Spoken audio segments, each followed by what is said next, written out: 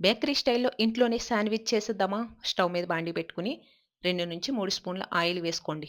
ఆవాలు, జీలకర్ర వేసుకొని ఫ్రై చేసుకున్నాక, సన్నగా కట్ చేసుకున్న ఉల్లిపాయల్ని ఒక కప్పు వేసుకొని లైట్‌గా ఫ్రై చేయండి.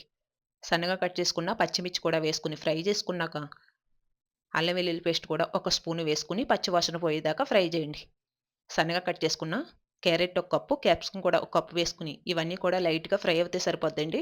ఇది కూడా ఫ్రై అయిపోయిన తర్వాత సన్నగా కట్ చేసుకున్న టమాటాలను కూడా ఒక కప్పు వేసుకొని, టమాటా ముక్కలు మెత్తబడ్డాక తగినంత సాల్టు, పసుపు, ధనియాలు, జీలకర్ర పొడి పావు స్పూన్ చొప్పున వేసుకొని, ఒక స్పూన్ కారం కూడా వేసుకొని, ఒక నిమిషం పాటు ఇవి కూడా ఫ్రై చేసుకోండి. సన్నగా కట్ చేసుకున్న క్యాబేజీని ఒక కప్పు వేసుకొని, ఇది కూడా లైట్‌గా ఫ్రై చేసుకున్నాక, కట్ చేసుకున్న కొత్తిమీర కూడా వేసుకొని ఒకసారి కలిపేసుకున్న తర్వాత 2-3 స్పూన్ల టమాటా సాసు, పావు స్పూను గరం మసాలా వేసుకొని, స్టవ్ ఆఫ్ చేసుకొని పక్కన పెట్టేసుకోండి. ఇప్పుడు బ్రెడ్‌ని తీసుకొని ఒకవైపు బటర్ అప్లై చేసుకొని, దీనిపైన స్టఫింగ్ పెట్టేసుకోండి. రెండో బ్రెడ్‌కి కూడా ఇలా బటర్ అప్లై చేసుకొని దీనిపైన ఇలా పెట్టండి.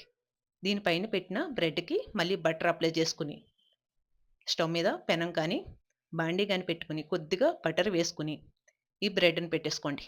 ఒకవైపు కాలాక రెండో వైపు కూడా తిప్పుకొని కాల్చుకుంటూవేనండి. మొత్తం అన్నీ ఇలా రెడీ చేసుకుంటూవే అచ్చం బేకరీ స్టైల్‌లో ఉండే శాండ్‌విచ్ రెడీగా ఉందండి.